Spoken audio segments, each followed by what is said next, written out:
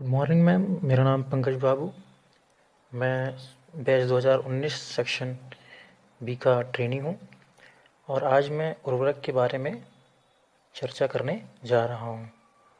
उर्वरक एक तरह से रसायन होते हैं जो किसी भी फसल में या फिर पेड़ पौधों की वृद्धि के लिए उत्तरदायी होते हैं।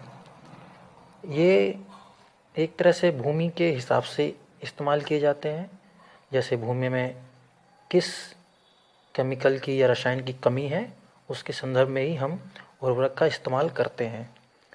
जैसे कि किसी भूमि में नाइट्रोजन की कमी है या फिर फॉस्फोरस की कमी है या फिर पोटास की कमी है। इस आधार पे उर्वरक को 3 भागों में बांटा गया है। जैसा कि पहला भाग नाइट्रोजन युक्त उर्वरक आ जाते हैं, दूसरे भाग में फॉस्फेटिक युक्त उर्वरक आ जाते हैं और तीसरे भाग में पोटेशियम युक्त उर्वरक आ जाते हैं। इस तरह से ये जो हमने इसका वर्गीकरण किया है, इसका आधार ये है कि भूमि में या मिट्टी में, मृदा में किस प्रकार के केमिकल की कमी है या उसकी, जिससे कि उर्वरक क्षमता कम हो रही है। ठीक है, तो इसमें नाइट्रोजन युक्त उर्वरक, फॉस्फेटिक उर्वरक और पोटेशियम युक्त उर्वरक शामिल होते हैं। अब नाइट्रोजन युक्त उर्वरक भी कई प्रकार के होते हैं, जिसमें से 2 प्रकार हमने लिए हैं। अमोनियम सल्फेट होता है और दूसरा यूरिया होता है। अमोनियम सल्फेट जो होता है, एक तरह से इसमें नाइट्रोजन जो होता है 20.6% लगभग नाइट्रोजन होता है इसमें। और इसका ये एक तरह से चीनी के दानों की तरह होता है, दानेदार उर्वरक होता है सफ़ेद रंग का। और इसका इस्तेमाल हम जो नमी वाली ज़मीन, नम भूमि होती है, नमी होती है जिस भूमि में या मृदा में, उस मृदा में हम इस अमोनियम सल्फेट का इस्तेमाल करते हैं। दूसरा जो आपका आ जाता है नाइट्रोजन युक्त उर्वरक में यूरिया आ जाता है। इसमें नाइट्रोजन जो होता है लगभग 46 से 47% नाइट्रोजन होता है इसमें, और ये सबसे अधिक है। मतलब यूरिया में जो नाइट्रोजन की मात्रा दी हुई है 46 से या 47%, ये सबसे अधिक नाइट्रोजन की मात्रा है। ये भी आपके सफ़ेद रंग का रासायनिक उर्वरक होता है। ये पानी में घुलनशील होता है।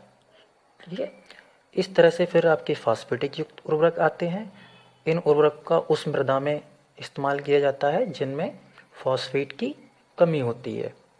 ये भी फॉस्फेटिक युक्त उर्वरक भी आपके कई तरह के होते हैं, जिसमें पहला हड्डी का चूरा, दूसरा सुपर फास्फेट। हड्डी का चूरा जो होता है, इसमें आप जानते ही होंगे कि हड्डी में फॉस्फेट उचित मात्रा में पाया जाता है। इसमें हड्डी का चूरा जो उचित मात्रा में फॉस्फेट होता है, तो इसका हम उसको चूरा बना लेते हैं ये, और उसको मृदा में मिलाया जाता है। उसके बाद आता है आपका सुपर फास्फेट। सुपर फास्फेट भी आज के टाइम में बहुत ज़्यादा इस्तेमाल हो रहा है। सुपर फास्फेट आपके यहाँ पर मैंने डिस्क्राइब किया है कि 3 प्रकार के आपके सुपर फास्फेट होते हैं, जैसे single super phosphate, double super phosphate और ट्रिपल सुपर फास्फेट।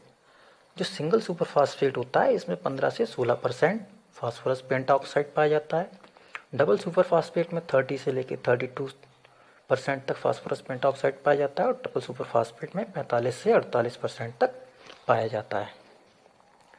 इसी तरह से ये आज के टाइम में ज़्यादा इस्तेमाल होता है सुपर फास्फेट। फिर आता है पोटेशियम युक्त उर्वरक। भूमि में या मृदा में नाइट्रोजन और फॉस्फेट के साथ साथ पोटेशियम या पोटास की भी कमी पाई जाती है। उसको पूरा करने के लिए हम पोटेशियम युक्त उर्वरक का इस्तेमाल करते हैं, जैसे पोटेशियम क्लोराइड या फिर पोटेशियम सल्फेट। पोटेशियम क्लोराइड जो उर्वरक होता है, उसमें 58 से लेकर 60% तक पोटास पाया जाता है, जबकि पोटेशियम सल्फेट में आपका 45 से लेकर 50% तक पोटास पाया जाता है। जो आपका पोटेशियम क्लोराइड होता है, इसे हम म्यूरेट ऑफ पोटास भी कहते हैं। ये क्या करता है, ये भूमि की या मृदा की प्रकृति को अम्लीय बनाने में सहायक होता है। इसके बाद जो आपका पोटेशियम सल्फेट होता है, ये इसका इस्तेमाल इससे अच्छा माना जाता है।